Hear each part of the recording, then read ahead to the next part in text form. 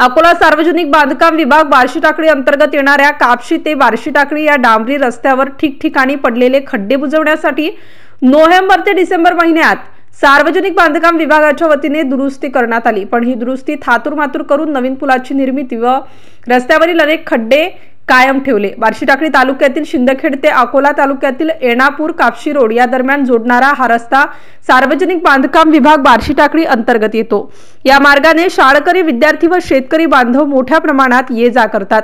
त्यामुळे या मार्गावर अल्पावधीतच ठिकठिकाणी खड्डे पडले असून नवीन पुलाची निर्मिती केली, परंतु दोन्ही बाजूंनी पुलावर रस्त्यावर मोठमोठे खड्डे पडलेले आहेत व त्यावरून जाणारे वाहने आदळत आहेत। सार्वजनिक बांधकाम विभागाच्या दुर्लक्षितपणामुळे शासकीय निधीचा दुरुपयोग करून कंत्राटदाराने आपला खिसा गरम केल्याची चर्चा नागरिकांमध्ये होताना दिसून येत आहे। त्यामुळे अशा मजूर कंत्राटदारांवर अकोला सार्वजनिक बांधकाम विभाग कारवाई करेल का, हा प्रश्न या ठिकाणी सर्वसामान्य नागरिकांना पडला आहे। MCN न्यूज मराठी करिता मंगेश चराटे, कापशी रोड।